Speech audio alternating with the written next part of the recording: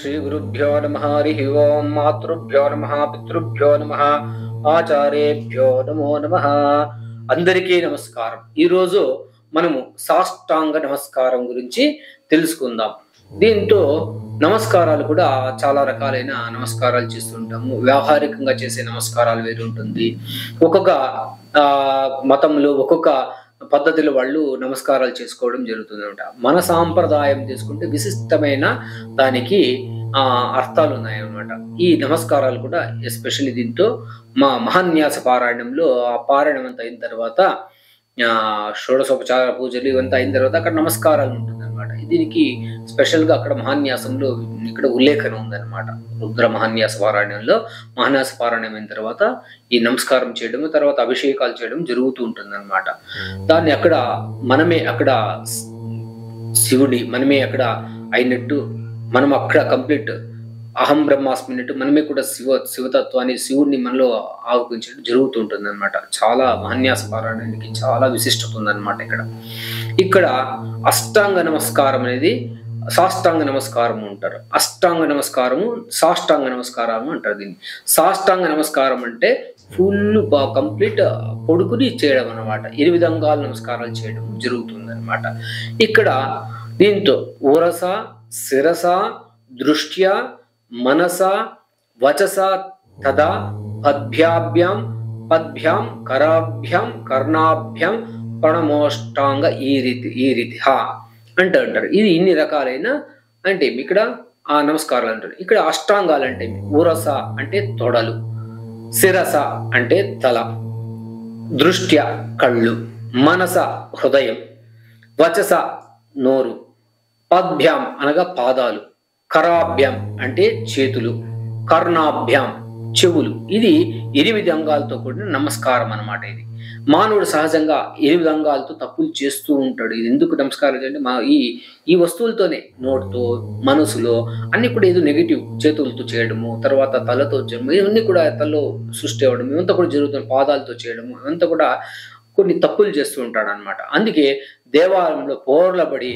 ఈ శ్లోకం చదువుతూ దేవునికి నమస్కరించి ఆయా అంగాలు నేలకు తగిలించినప్పుడు పాప విముక్త అవుతారని మన శాస్త్రాలు చెబుతుంది అనమాట. ముఖ్యంగా దేవాలయంలో సాష్టాంగ నమస్కారం దేవునికి ధ్వజస్తంభానికి మధ్యలో కాకుండా ధ్వజస్తంభం వెనుక నుండి మనం నమస్కారం చేయాలి అనమాట. అక్కడ ఈ నమస్కారం చేయాల్సి వస్తుంది. ముఖ్యంగా దేవాలయాల్లో సాష్టాంగ నమస్కారం ఇది ధ్వజస్తంభం వెనుక నుండి చేయాల్సి వస్తుంది అనమాట. ఊరస్సుతో నమస్కారం కనుక నమస్కారం చేసేటప్పుడు ఛాతిని నేలకు తగలాలన్నమాట. అది ఊరస్సుతో నమస్కారం అవుతుంది. అప్పుడు శిరస్సుతో నమస్కారం అంటే మనం నమస్కారం చేసేటప్పుడు నుదురు నేలకు తాగాలన్నమాట. అది శిరస్సుతో నమస్కారం అవుతుంది అనమాట.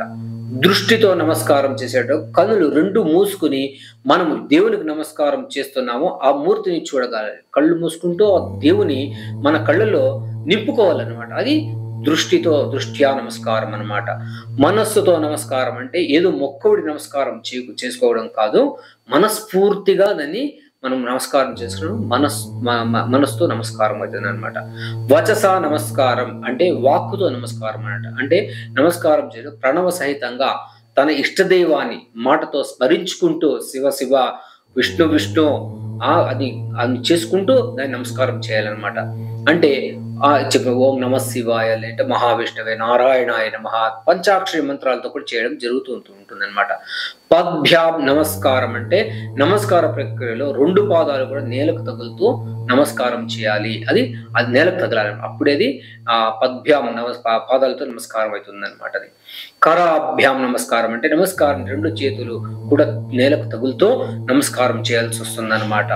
తర్వాత జానుభ్యాం నమస్కారం చేసేటప్పుడు మన 2 మోకాళ్ళు కూడా నేలకు తగలాలి అనమాట. అప్పుడేది మా దీంతో జానుభ్యాం నమస్కారం అవుతుంది అనమాట. లేదంటే అక్కడ అవదండి. మగవారైతే సాష్టాంగ నమస్కారాలు చేయొచ్చు. ఆడవాళ్లకు పంచాంగ నమస్కారం అంటారు. మోకాళ్ళతో ఉంచి నమస్కారం చేసుకోవాలి, నుదురు మాత్రమే నేలకు తగలాలి అని మన శాస్త్రం చెబుతుందంట. పూజ పూర్తయిన తర్వాత మంత్రపుష్పంతో భగవానికి భక్తితో సమర్పించుకునే సందర్భంలో ఈ సాష్టాంగ నమస్కారాలు ఈ అష్టాంగ నమస్కారాలు వేయడం జరుగుతుంది అనమాట. దీన్ని ఎవరు చేయాలి? దైవానికి, గురువులకు, యతులకు, మళ్ళీ ఈ వాళ్ళకు మాత్రమే మనం నమస్కారాలు చేయాలి. దీన్ని 100 యజ్ఞాలు చేయడం వల్ల కూడా పొందలేని ఉత్తమ గతులు ఈ సాష్టాంగ నమస్కారం పొందుతారని మన శాస్త్రం తెలియజేస్తుంది. మన నమస్కారాల్లో ఉన్నటువంటి ఇంత ఇంత విశిష్టత ఏ దీంతోనూ లేదని మాత్రం చెప్పొచ్చు. మన ప్రతి ఒక్క చేసే మన క్రియల్లో ప్రతి ఒక్క దానికి అర్థం ఉందని మాత్రము తెలియజేసుకోవచ్చు అని తెలియజేస్తూ సర్వే జనా సుఖినో భవంతు సన్మంగళాని భవంతు.